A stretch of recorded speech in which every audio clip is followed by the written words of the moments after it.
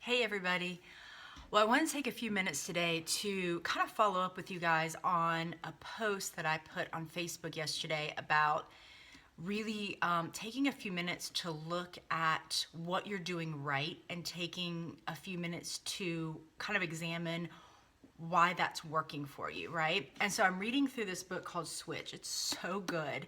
And that's really kind of where I got the idea for it, because it talks about in this book how our brains are, and they've done all these tons and tons and tons of studies on this.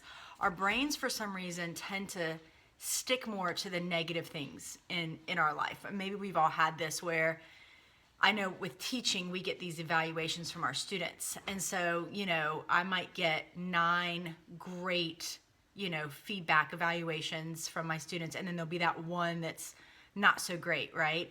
And I'm going to tend to focus on the one, like, well, why didn't they like the class, or why didn't they like me, instead of focusing on the 9 that were good. And you've probably all had some experience like that, maybe something with email or Facebook or something with work where you get lots of good praise, but then you get that one comment or something or feedback that just, you kind of keep focusing in on that. So this is our tendency, and it may be a tool that we use to kind of, evolve as a person, evolve as a species. So it's not to say that it's bad, but I think it's something we really have to be aware of, because the tendency is to always kind of be focusing on what's wrong, what's wrong, what's wrong. And that can become very discouraging and overwhelming, especially when we're trying to make healthy lifestyle changes, because we're constantly focusing on what needs to be improved. I know another thing I hear from a lot of people is that maybe in the past they went through a time where they were dieting, or maybe just when they were younger and they were losing weight, but they never really felt like they had reached their goal. And then,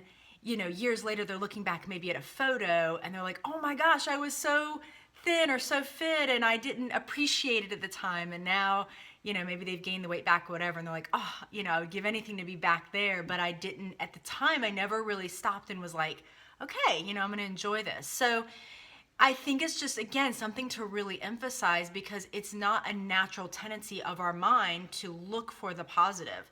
And so we need to take those moments to do that. I think about climbing a mountain. My husband and I went to Yosemite for our 10-year anniversary back in March. And we would do these hikes every day, and they were really strenuous hikes going, up these mountains. And, when we would start, it'd be like, oh my gosh, are we gonna be able to do this? And, we'd start up on these trails, and you're looking ahead and you're looking up and you're thinking, oh my gosh, and we would all of a sudden come around a bend, and there would be like this amazing view. And we would just stop and we would look down and be like, oh my gosh, look how far we've come, and we would take some time and we would rest and we'd drink water, and we would just kind of sit there and take it in and be like, okay, now, we've had this rest, we've had this inspiration of noticing, wow, we've come this far, we have to keep going. And I think that's an important part of your journey with healthy habits. Is there's going to be those moments where we have to look ahead and we have to look at, okay, what do I need to change and what are the strategies around that? But we also really need to deliberately take time to stop and look at where we've come, and to really, what this book talks about is finding the bright spots.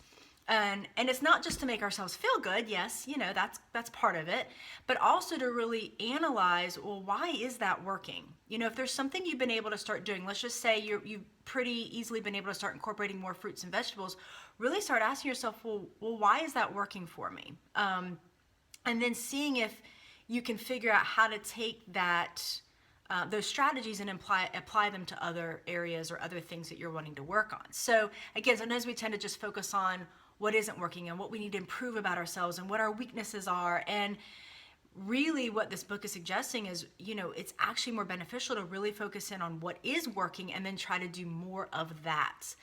And then the third thing, or the last thing I guess I would kind of add to that too, is that when we're focusing on what we're doing right, we're changing the way we view ourselves. So if I'm really focusing in on, oh, good for me, I had, kale with my eggs this morning for breakfast or whatever, I'm thinking of myself as a healthy person. And when I think of myself as a healthy person, I'm then going to tend to make healthier decisions, right? If I'm constantly focused in on what I'm not doing right and what's not healthy in my life, my self-concept is of somebody that's not healthy, and then a not healthy person continues to make not healthy choices.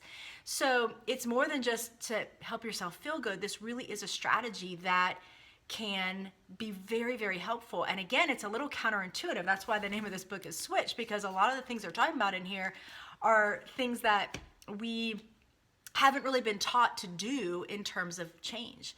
So again, that's my encouragement for you guys, wherever you are right now in your journey. If you've been beating yourself up, or if you've been feeling like, oh, I've only been doing 10% of this program, and you're focused on the 90% you're not doing, I encourage you today to take a second and stop and really, first of all, be proud of yourself for the 10% you are doing, and then just objectively analyze, well, why is that working? Okay, and can I do more of that? So again, just a little bit of encouragement for you guys, and as I continue to learn through this book, I'll be passing on these very interesting and helpful things that I'm learning through it. So as always, if you guys have any questions, please feel free to email me or text me. I love hearing from you guys.